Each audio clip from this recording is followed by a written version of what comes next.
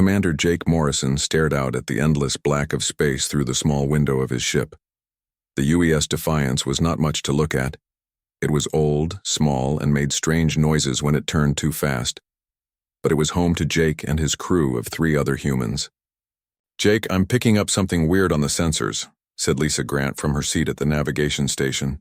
Her fingers moved quickly over the controls as she tried to make sense of what she was seeing. Pete Sullivan looked up from his engineering console. His hands were dirty from fixing something that had broken earlier that morning. "Define weird, Lisa, because half this ship is weird on a good day." Amy Carter laughed from her communications post. "Pete's not wrong. Yesterday the coffee maker started speaking in some alien language I've never heard before." Jake smiled at his crew's easy banter, but his attention stayed focused on Lisa. In the 2 years they had been exploring the outer rim of known space, Lisa had never called anything weird without good reason. Her job was to map new star systems and find safe paths for other human ships to follow.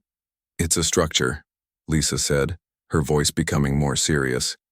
"Big one, maybe 50 kilometers long. It's not showing up on any of our star charts." Jake moved to look over her shoulder at the sensor display. The green lines and dots meant nothing to him, but Lisa could read them like words on a page. "What kind of structure?" "Unknown. But Jake, it's giving off energy readings I've never seen before. The power output is incredible. Whatever it is, it's definitely not human." The 4 humans exchanged glances. In all their time exploring the galaxy, they had met many alien species. Most were friendly enough. Some traded with humans. A few preferred to be left alone, but there were also stories, whispers really, about an empire that ruled most of the galaxy. An empire that did not like other species very much. "Orders, Commander?" Pete asked, though they all knew what Jake would decide. Jake Morrison had never walked away from a mystery in his life. "We take a closer look," Jake said, "but carefully. Amy, scan all communication frequencies. If someone's home, I want to know about it before they know about us." The Defiance moved slowly toward the massive structure.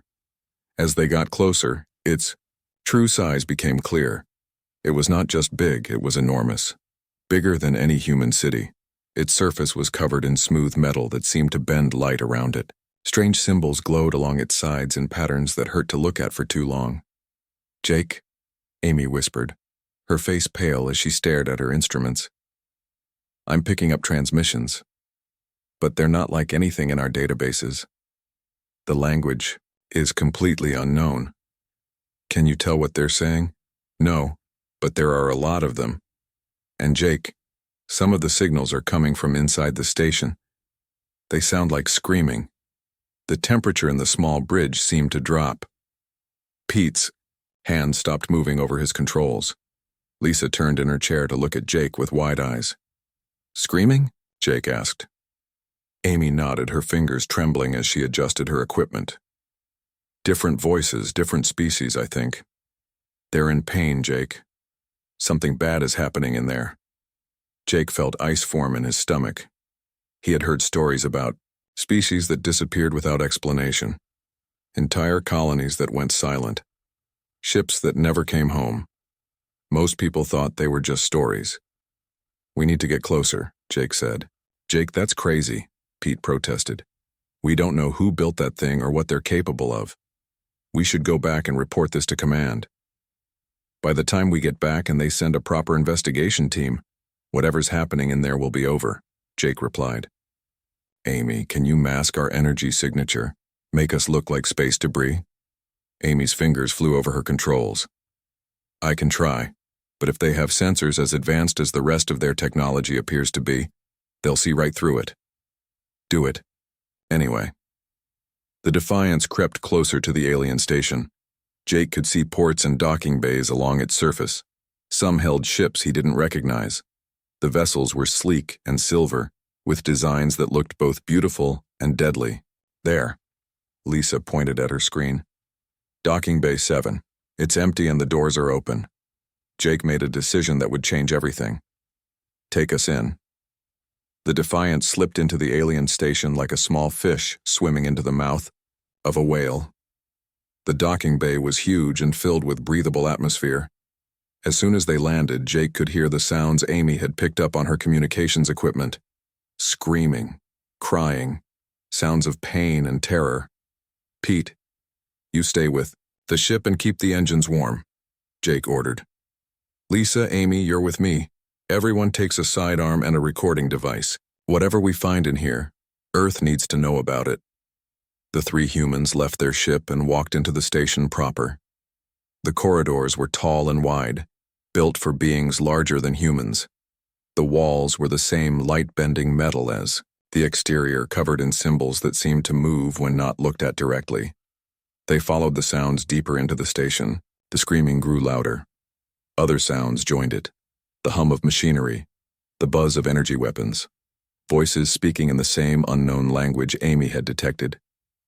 Jake held up his hand as they approached a large door.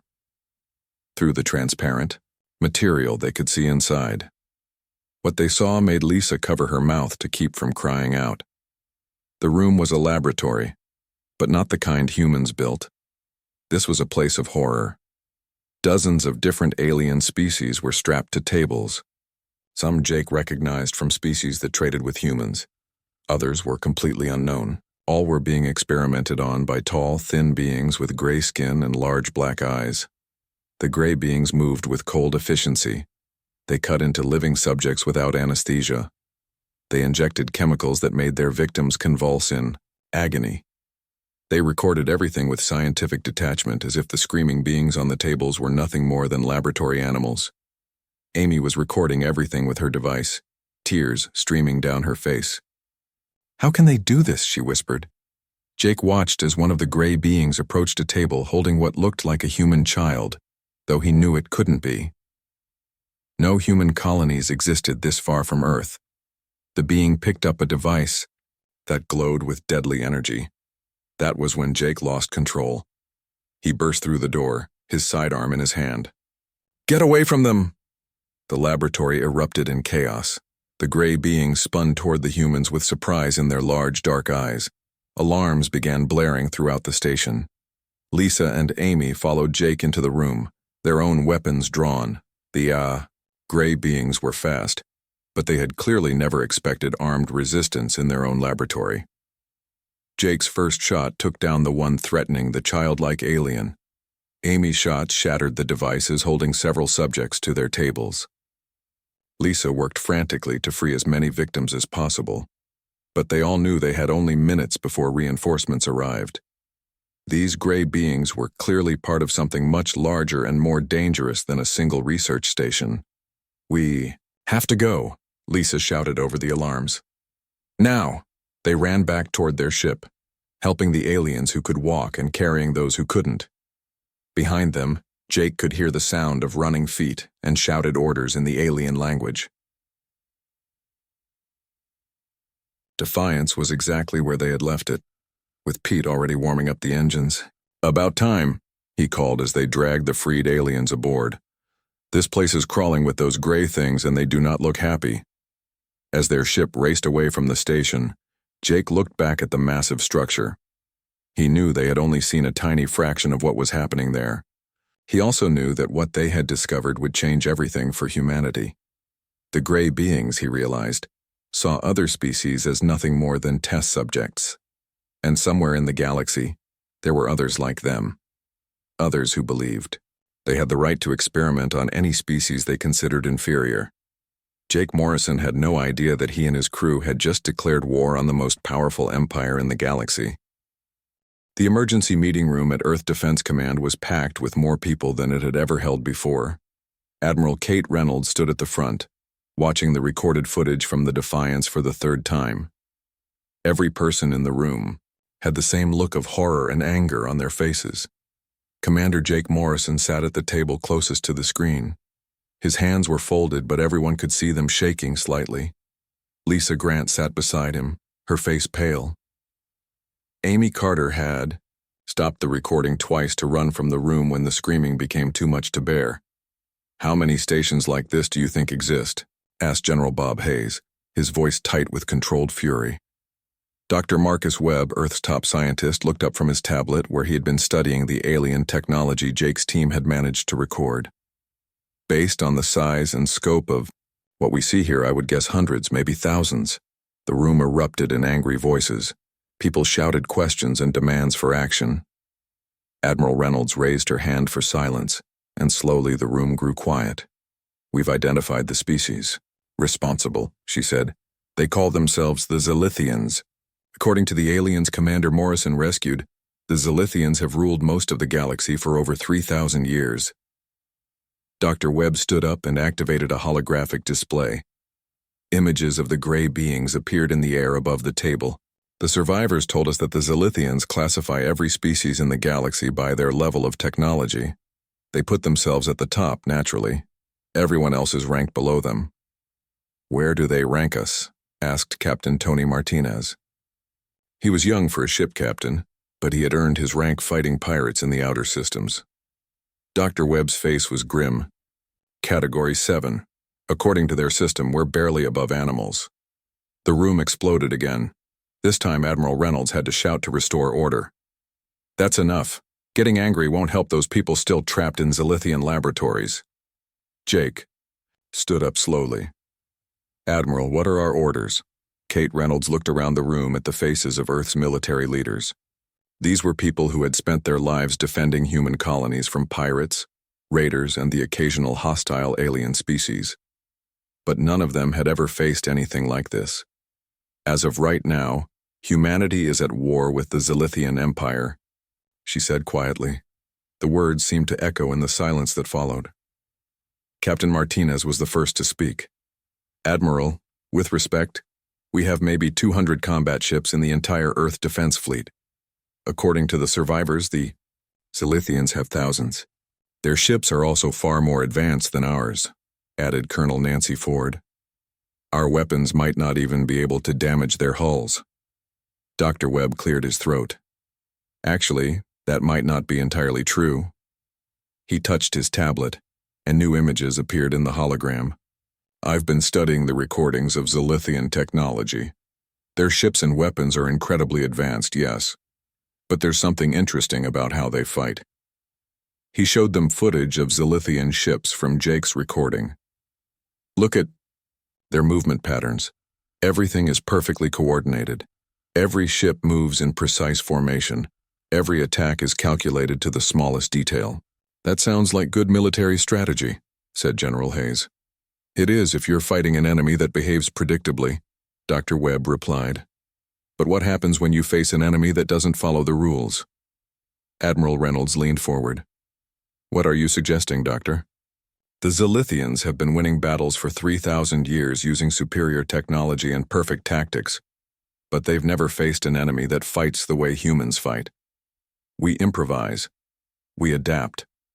We do things that don't make sense on paper but somehow work anyway." Captain Martinez grinned for the first time since the meeting began. "You're talking about being unpredictable." "Exactly. The Zilithians win through overwhelming technological superiority. But what if we don't fight them the way they expect to be fought?" Over the next week, Tony Martinez put Dr. Webb's theory to the test. He took his ship, the UES Ranger, and began hunting Zilithian supply convoys in the Outer Rim. His first attack should have been suicide. The Ranger was a converted cargo hauler with makeshift weapons bolted to its hull. The Zilithian convoy he attacked had 3 warships escorting it, but Tony didn't attack the way the Zilithians expected. Instead of approaching in formation and exchanging fire at long range, he hid his ship inside an asteroid field and waited. When the convoy passed by, he used the asteroids as cover and rammed his ship directly into the lead Zilithian vessel. The collision destroyed both ships, but Tony and his crew had already evacuated to the asteroids in environmental suits. The remaining Zilithian ships spent hours searching for survivors, never realizing that the humans were hiding in the rocks around them. When the aliens finally gave up and continued on their route, Tony's crew salvaged what they could and called for pickup. The attack made no sense by any normal military standard. Tony had sacrificed his ship to destroy one enemy vessel, but the psychological impact was enormous. For the first time in 3,000 years, a Zilithian military commander had to report that he didn't understand what had happened. News of Tony's success spread through the human colonies like wildfire. Other captains began volunteering for similar missions. They converted mining ships, passenger liners, and cargo haulers into improvised warships. They used tactics that would have gotten them court-martialed in any proper military academy. Captain Sam Price took her mining ship and used its drilling equipment to bore holes through the hull of a Zilithian destroyer. Commander Lucy Foster loaded her passenger liner with explosives and rammed it into a Zilithian space station. Each attack was different. Each one caught the Zilithians completely off guard. The Empire's response was swift and brutal. War Commander Zalthun was ordered to take a battle fleet and crush the human rebellion before it could spread. His ships were the most advanced in the Zilithian military. His crews were veterans of dozens of campaigns. He had never lost a battle. Admiral Reynolds received word of the approaching Zilithian fleet from her intelligence network. The aliens were not trying to hide their movement. Why would they? They had crushed every rebellion in galactic history. They're heading for Proxima Colony, reported intelligence officer Diana Foster. 3 heavy cruisers, 12 destroyers, and Zalthun's flagship. That's more firepower than our entire defense fleet. Reynolds studied the tactical display in her command center. Proxima Colony was home to 50,000 humans. It was also the location of Earth's main shipyard in the Outer Rim. If the Zilithians destroyed it, they would cripple humanity's ability to build new ships. "What forces do we have available?" she asked. Colonel Ford consulted her tablet. 18 ships, Admiral. Most of them converted civilian vessels. We also have the orbital defense platforms around Proxima, but their weapons are designed to stop pirates, not Zilithian warships. The numbers were hopeless. 18 human ships against a Zilithian battle fleet. But Reynolds had been studying the reports from Tony Martinez and the other volunteer captains. She had begun to understand what Dr. Webb meant about fighting unpredictably. "Send word to all ship captains," she ordered. "We're not going to fight a traditional space battle. We're going to show the Zilithians something they've never seen before." The human fleet that assembled at Proxima Colony looked like a collection of space junk compared to the sleek Zilithian warships. There were mining vessels with weapons welded to their hulls, passenger ships loaded with missiles, even a few racing yachts that had been fitted with the most powerful engines their owners could afford. Commander Alex Turner commanded the lead squadron from his converted freighter. The ship's original cargo bay had been turned into a fighter launch bay. The fighters themselves were nothing more than one-man pods with engines and guns, but they were fast and completely expendable. When War Commander Zalthun's fleet arrived at Proxima Colony, he expected to find terrified humans begging for mercy. Instead, he found Admiral Reynolds waiting for him with her ragtag collection of ships. The battle that followed would be talked about across the galaxy for years to come, not because of its size or the advanced weapons used, but because it was the first time anyone had ever made the Zilithian Empire look foolish. The humans didn't form battle lines or exchange long-range fire. They swarmed the Zilithian ships like angry insects. Alex Turner's fighters darted between the massive alien vessels, too small and fast for the Zilithians' heavy weapons to track.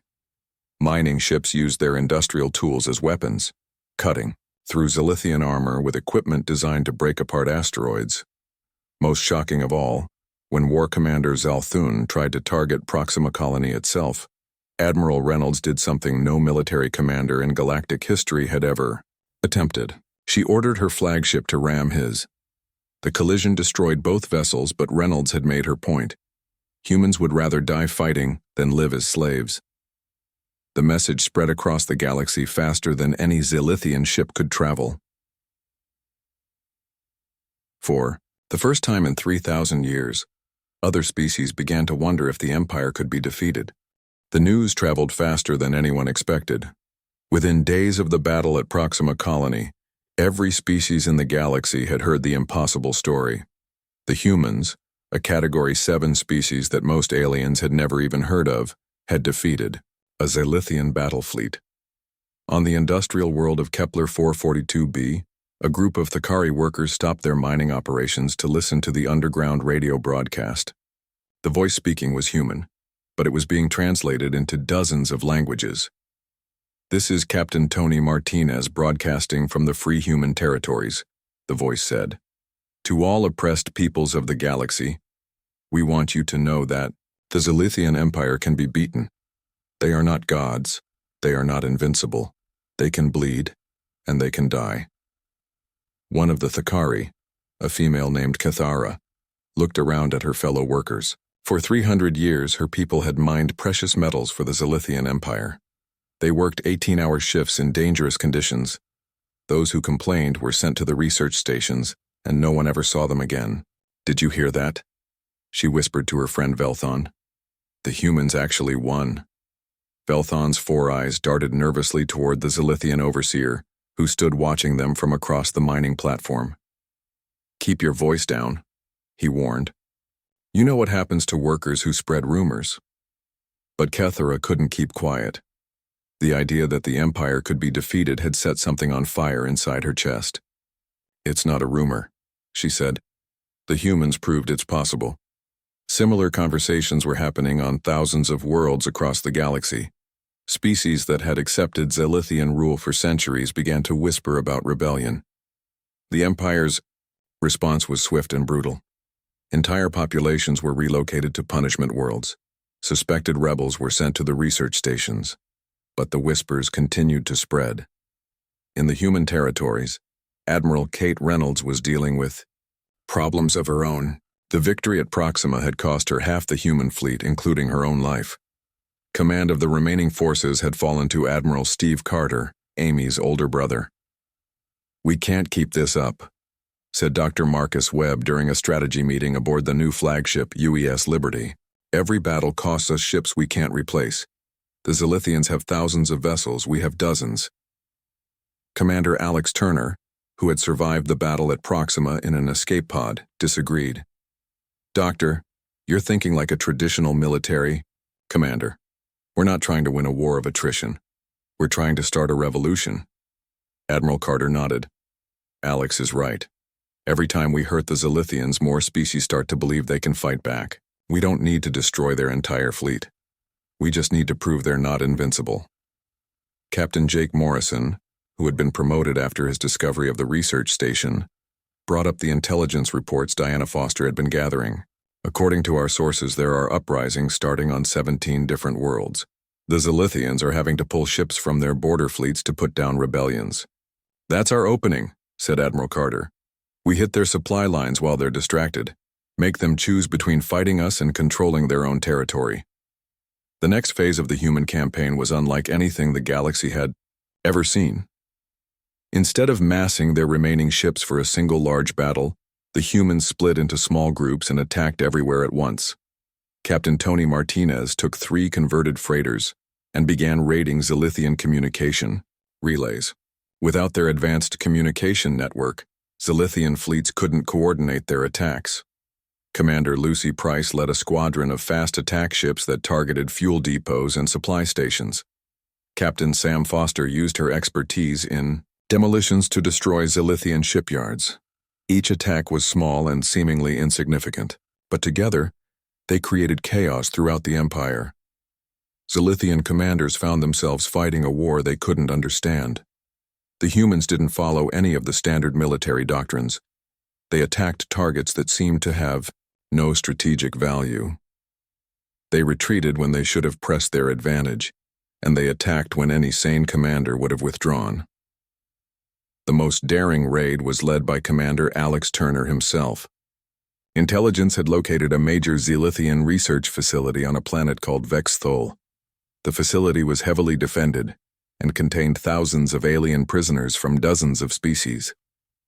"It's suicide," Colonel Nancy Ford told Turner during the mission briefing. "The planet has orbital defense platforms, 3 Zilithian cruisers, and enough ground forces to stop an army." Turner smiled grimly. "Good thing we're not bringing an army then." Turner's plan was so crazy that it just might work.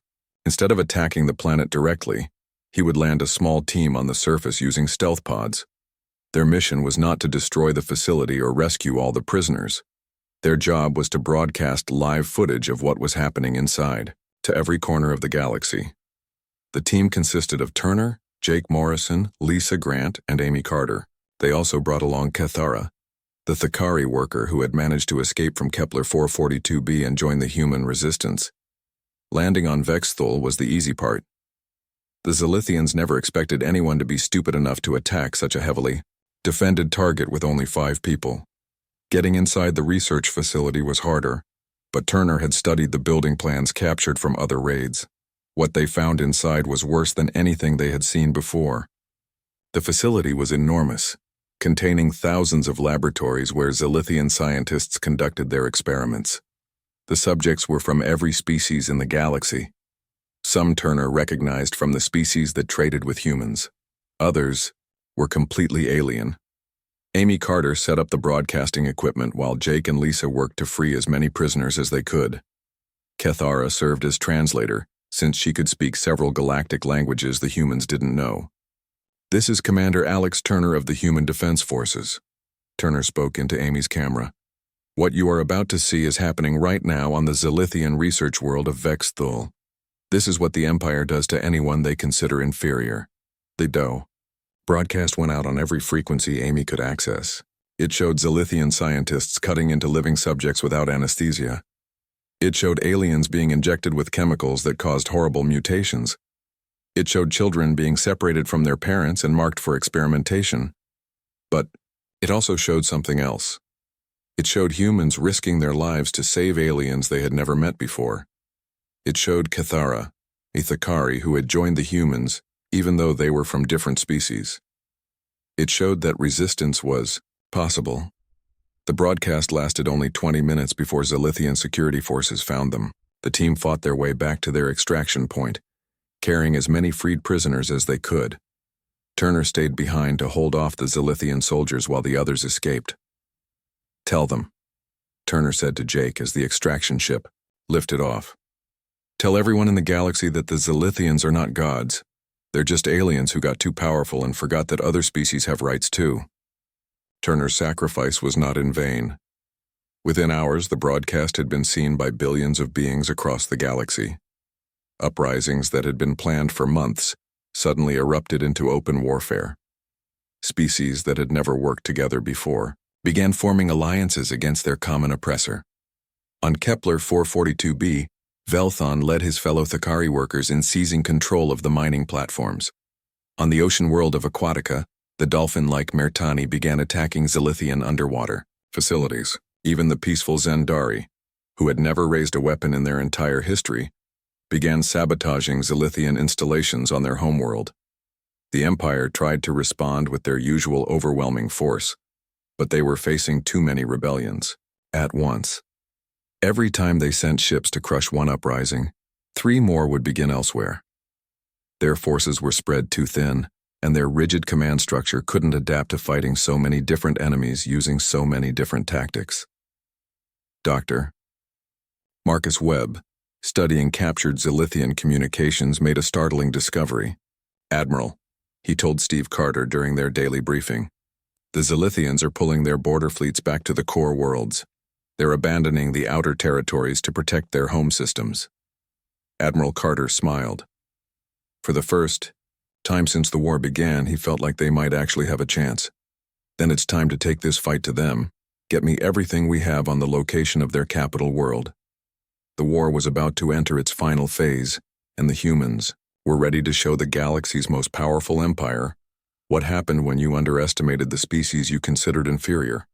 The rebellion was spreading faster than wildfire through dry grass. Admiral Steve Carter stood in front of the large holographic map that showed the galaxy, watching as red dots appeared on world after world. Each red dot meant another planet had risen up against Zilithian rule. 67 systems in open revolt, reported Intelligence Officer Diana Foster. And those are just the ones we know about. There are probably dozens more that haven't been able to get messages out. Dr. Marcus, Webb looked up from his analysis of captured Zilithian communications. "The Empire is calling it the Great Rebellion. Their commanders are panicking. They've never faced anything like this before." Captain Jake Morrison entered the command center carrying a data pad. His face was grim, but determined. "Admiral, we just received a message from the Thakari resistance on Kepler 442b. They've taken control of their entire star system, but they're asking for help." "What kind of help?" Admiral Carter asked. "Military advisors. They know how to fight, but they don't know how to coordinate with other rebel groups. They want humans to teach them our tactics." Carter nodded. This was exactly what he had been hoping for. The human fleet was still small, but human knowledge of irregular warfare was spreading to every corner of the galaxy. "Send Captain Tony Martinez with a team of volunteers. Tell them to share everything we know about fighting the Zilithians." On Kepler 442b, Tony Martinez met with Cathara, who had become the leader of the Thakari resistance after escaping from the research facility. Her people had taken control of their mining platforms and were using the heavy machinery as weapons against Zilithian forces. "We are good at fighting," Cathara told Tony through a translator device. "But the Zilithians keep bringing more ships. We destroy one and 3 more arrive. How do we win against such numbers?" Tony smiled. It was the same question every human commander had asked when they first started fighting the Empire. "You don't fight their ships directly. You make it too expensive for them to stay." He showed the Thakari how to build improvised explosives using mining chemicals. He taught them how to sabotage Zilithian equipment, so it would fail at the worst possible moment. Most importantly, he showed them how to coordinate their attacks with rebel groups on other worlds. "Hit them everywhere at once," Tony explained, during a meeting with Thakari cell leaders. "When they send ships to stop you, the rebels on the next world attack. When they move ships there, you attack again. Keep them running in circles." The strategy worked better than anyone had dared hope. Within weeks, the Zilithians were facing coordinated attacks across hundreds of star systems. Their response time slowed as their ships were forced to travel longer and longer distances to respond to threats. Meanwhile, other human advisors were spreading across the galaxy. Captain Sam Foster went to the ocean world of Aquatica to help the Murtani develop underwater guerrilla tactics. Commander Lucy Price worked with the peaceful Zendari to turn their meditation centers into communication hubs for the resistance. Each species brought their own strengths to the fight. The Thakari were excellent miners and engineers who could build weapons from industrial equipment. The Murtani could move unseen through the galaxy's ocean worlds. The Zendari had mental abilities that let them communicate across vast distances without using technology the Zilithians could intercept. But it was Captain Ben Clark who made the most important discovery. While advising rebel forces on the desert world of Arid Prime, he captured a Zilithian communication relay station and found something that changed everything. "Admiral," Ben's voice crackled through the transmission from Arid Prime. "You need to see this. I've found the location of Zilithia Prime." The silence in the command center was complete. Zilithia Prime was the capital world of the Empire, the planet where their supreme Archon ruled from. For 3,000 years, its location had been one of the galaxy's most closely guarded secrets. "Are you certain?" Admiral Carter asked. "I'm looking at their military communications right now," Ben replied. "They're recalling all their border fleets to defend the core systems. Zilithia Prime is at the center of it all." Dr. Webb was already working on his computer, analyzing the data Ben was sending. "Admiral, this is incredible. Not only do we have the location, but we have detailed information about their defenses. Orbital platforms, fleet positions, everything." Admiral Carter studied the information with growing excitement and terror. Zilithia Prime was the most heavily defended world in galactic history. Hundreds of warships protected it. Massive orbital weapons platforms surrounded it. The planet itself was covered in defensive installations. But there was something else in the intelligence data that caught Dr. Webb's attention. "Admiral, look at this. There's a massive facility on the planet's surface. According to these communications, it's some kind of central command computer that coordinates all Zilithian military operations across the galaxy." "A central computer?" Carter asked. "Think about it," Webb said, his excitement growing. "The Zilithians have been able to coordinate attacks across thousands of star systems because they have a single computer network managing everything. If we could disrupt that network, their entire military would lose coordination, Carter finished. They'd be fighting blind. The plan that emerged from the strategy sessions was the most ambitious military operation in human history. It wasn't just about attacking Zilithia Prime. It was about coordinating a galaxy-wide assault that would strike at the heart of the Empire while keeping their fleets busy across hundreds of other worlds. Captain Kelly Brooks, who had been working with rebel groups in the Outer Rim, was brought back to help coordinate the operation. Her job was to make sure that when the human fleet attacked Zilithia Prime, every rebel group in the galaxy would launch their own attacks at the same time. We call it Operation Shattered Crown, Admiral Carter announced to his assembled commanders. While we attack their capital, our allies hit every Zilithian installation they can reach. The Empire won't be able to concentrate their forces anywhere. The human fleet that assembled for the attack was unlike anything they had fielded before. Along with their own ships, they had been joined by vessels from dozens of allied species. Thakari mining ships bristling with improvised weapons. Murtani submarines converted for space combat. Even a few Zendari meditation ships that had been equipped with powerful communication arrays. But the most important addition to the fleet came from an unexpected source. Dr. Webb had been working with alien scientists from the liberated worlds, and together they had developed something revolutionary. We call it the Unity virus, Webb explained to the fleet commanders. It's a computer program designed to think the way humans think, chaotically, creatively, unpredictably. The Zilithian computer networks are built on pure logic. They can't process or defend against something that doesn't follow logical patterns. Commander Alex Turner's sacrifice at the research facility had not been forgotten. His younger brother, Lieutenant Dan Turner, volunteered to lead the team that would plant the virus in the Zilithian command computer. It was a one-way mission, and everyone knew it. Alex always said the hardest part about fighting the Zilithians was getting them to think outside their rigid patterns, Dan told Admiral Carter before the mission began. This virus will force them to do exactly that. As the combined fleet prepared to jump to Zilithia Prime, messages began pouring in from rebel groups across the galaxy. The Thakari were ready to assault every mining operation in their sector. The Murtani would attack underwater facilities on 50 ocean worlds. The Zendari would coordinate simultaneous strikes against communication relays throughout the core systems. Admiral Carter looked around the bridge of the UES Liberty at the wide faces of his crew, humans and aliens working side by side, united by their shared hatred of oppression and their belief that all species deserved freedom. Today, we show the galaxy that tyrants can fall, he announced over the fleet communications system. Today, we prove that no empire is too powerful when free people stand together. The final battle for the galaxy was about to begin, and for the first time since the war started, the humans and their allies had a real chance of winning.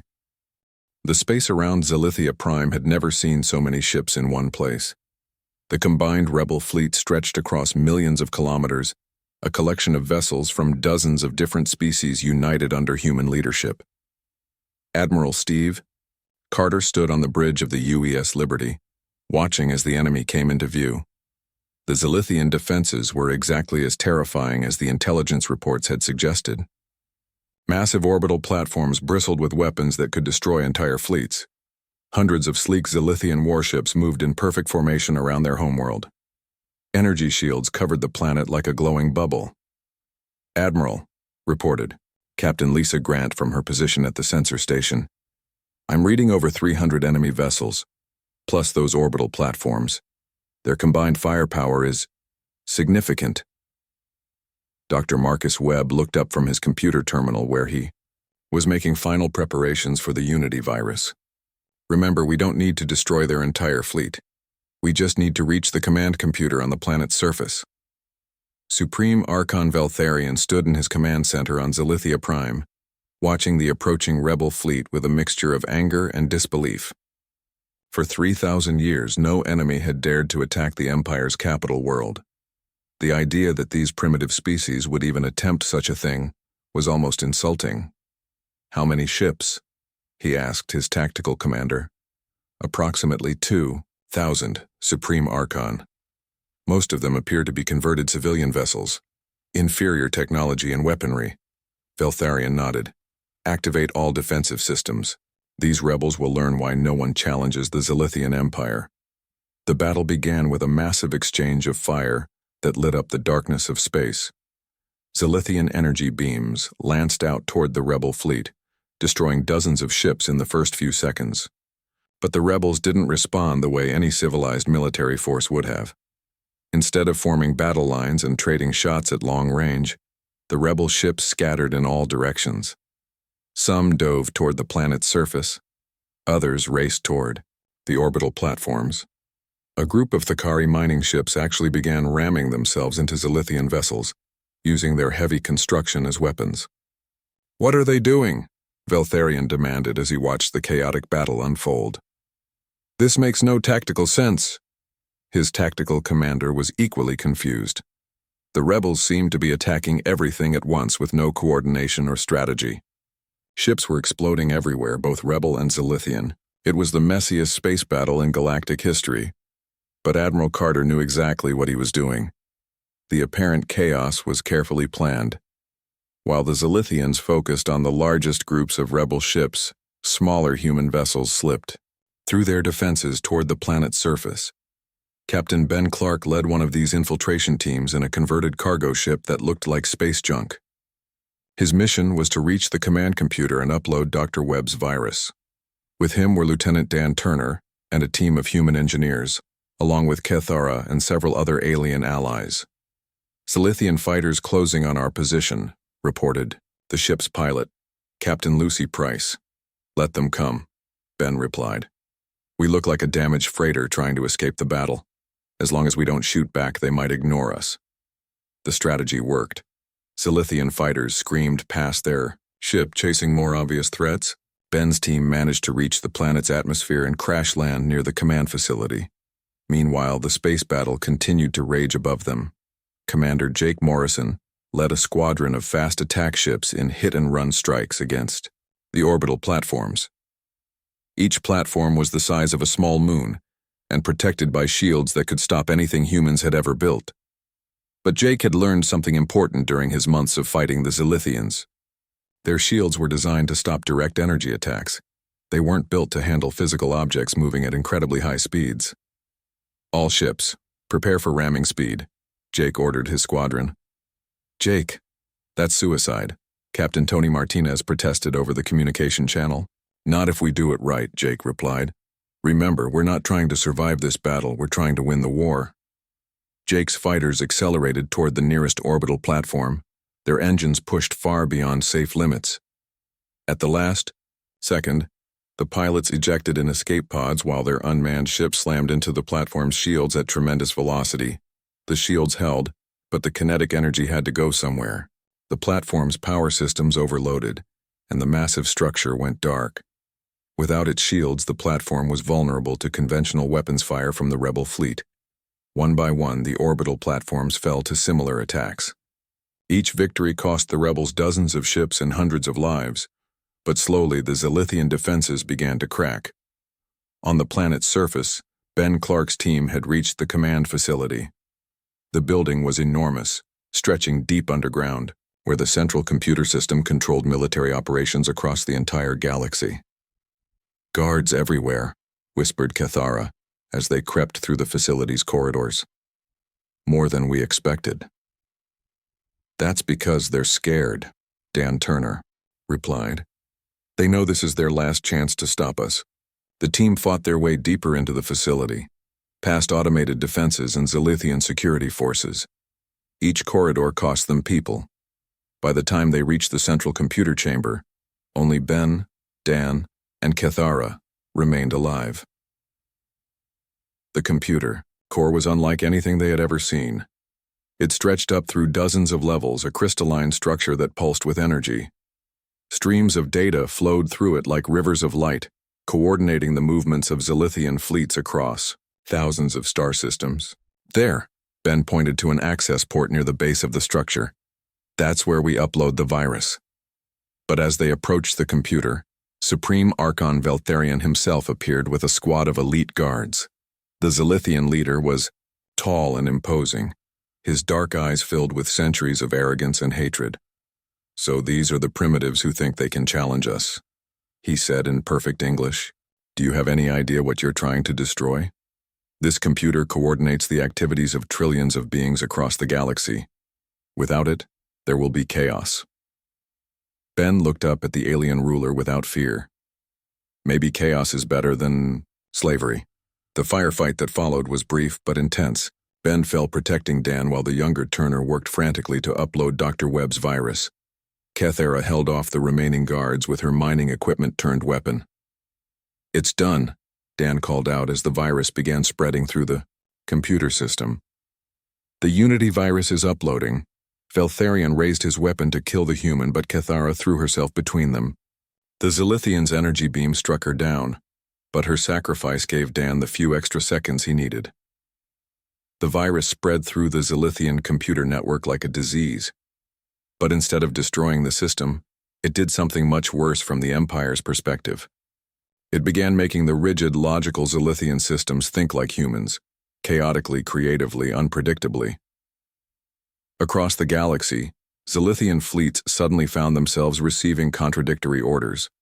Ships that had been moving in perfect formation began to scatter in confusion. Communication networks that had operated flawlessly for millennia began transmitting random data.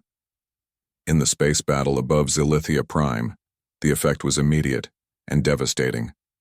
Zilithian ships began firing on each other as their targeting systems became confused. The orbital defense platforms turned their weapons on their own fleet.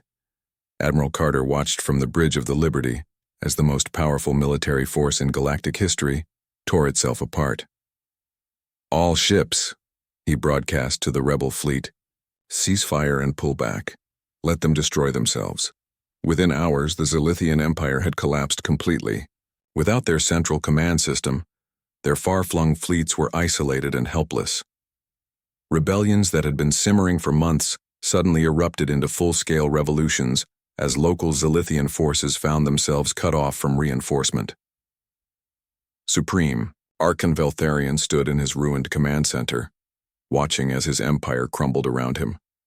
"How?" he asked Dan Turner, who was the only human still alive in the chamber. "How did a primitive species like yours defeat us?" Dan looked up at the alien ruler with sad eyes. "Because you never understood that intelligence isn't about technology. It's about caring for others more than you care for yourself." In the months that followed, the galaxy began the long process of rebuilding. The Zilithian Empire was replaced by the Galactic Cooperation Council, where all species participated as equals. The research stations were shut down, and their victims freed. The rigid hierarchy that had oppressed the galaxy for 3,000 years was replaced by cooperation and mutual respect. Admiral Carter stood on the observation deck of the new council station, watching as ships from dozens of species worked together to build a better future. Jake Morrison joined him, having survived the battle thanks to his escape pod. "Think it will work?" Jake asked. "This whole cooperation thing?" Carter smiled as he watched a human engineer working alongside a Thakari technician and a Zendari philosopher. "Look around, Jake, it's already working." The galaxy had learned something important from the humans. Technology and power meant nothing without wisdom and compassion. And sometimes,